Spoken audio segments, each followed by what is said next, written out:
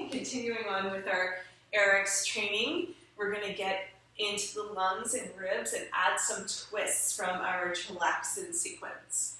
So leg loops go behind the knees. We are going to start out with our swagger, and then we're going to add some pauses at the edges of the swagger, which I call freeze frame. So when I freeze, like we learned earlier with our Chillaxin arms, we pull up and out. So when I extend my right leg, my right elbow goes towards the sky and I'm twisting. Beautiful. Second side. Left leg extends and I twist. And you can feel this all the way into the hip flexor and down the leg, but I'm really emphasizing the twist in the rib cage. So opening up the lungs and the ribs with some twists. So this is one of my favorite poses. I do all the time. It just feels amazing. It's pretty mellow. And then I'm going to come into my seated pigeon. And from my seated pigeon pose, I'm going to add a twist. There's a few different variations we can do. So from a bent knee, I'm going to tee the arms. I'm going to keep my arms wrapped around my swing, but my left hand is going to reach for my right leg loop. And then I just pause. Do the other leg for me so we're on the same side. So right foot on top. There you go. Left hand reaches through for the right leg loop. There you go. Nice. And then I can just pause and let my head rest as my hips sink down. And what I'm emphasizing is that I'm pulling through the rib cage. Right? So I'm letting my ribs kind of flare out. And it doesn't come from the neck. It comes from the torso and that thoracic. And then we're going to try that with a straight leg. So straighten the right leg up. We can hold on to the same leg loop, or we can tee the arms. I'm going to tee the arms and reach towards my foot, and then add another big twist. And when I twist here, I'm really wringing out the spine, but I'm emphasizing the breath, right? So I can look towards my right thumb, really deep in the twist, and a deep stretch there. And then I'm going to release second side, bring the left foot on top of the right. And just even here, adding some swagger and some freeze frame, I'm wringing out all of the stickiness and the tension that lives in the rib cage. And of course, emphasizing the breath.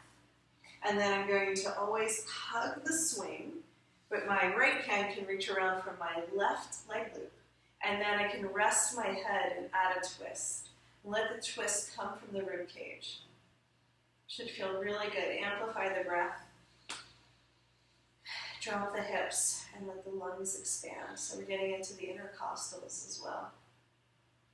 So this is a great way to start to emphasize and open up both the lungs and the ribs. If we want to go a little bit deeper, we can extend the left leg, reach for the foot. I either hold onto the foot or push the leg loop away, and then tee the arms. This is a bit more advanced, so we're not relaxing our head. We're looking towards our left thumb, wringing out the entire spine, making sure we drop the hips but lifting the heart. Beautiful, guys. Okay, slowly unfurl. Let's come on back and in with our freeze frame again. So we can add twists in any one of the poses, and wringing out the spine is the best way to start to heal the body, the vertebrae, the joints, and especially when there's no compression. In this extension and this expanded state, just feels really good, especially on the vertebrae.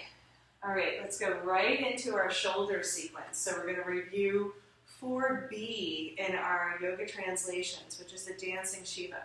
We're going to reach for our knees, slide up the leg loops as high as we can. We just did our bicep curls into balance. And once we balance and we really drop the hips, one of the ways that we can really strengthen and start to heal the shoulders is by pressing into hummingbird straight away.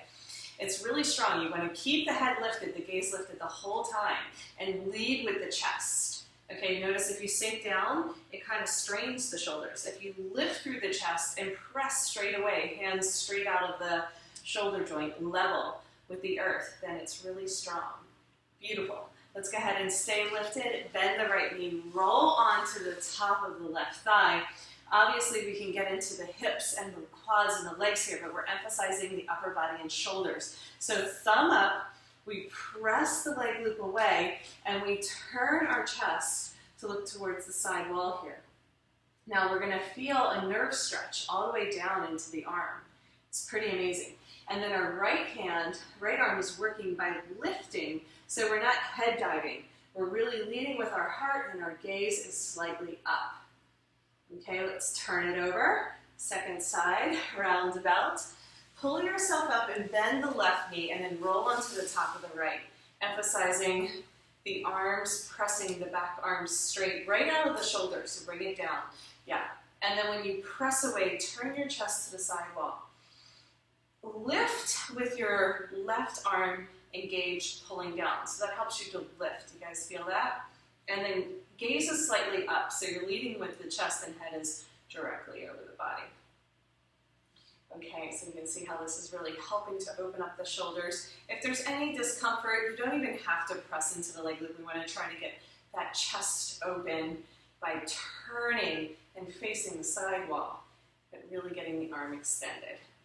All right, beautiful guys. So that's going to be the end of our sequence there, going from Chillaxin into our dancing Shiva, pausing in our hummingbird. We can do bow and arrow and Hanuman as well for more advanced poses, but stick to hummingbird and then get into the side lunges with the arm extended, and that's a great way to open up the shoulder joint.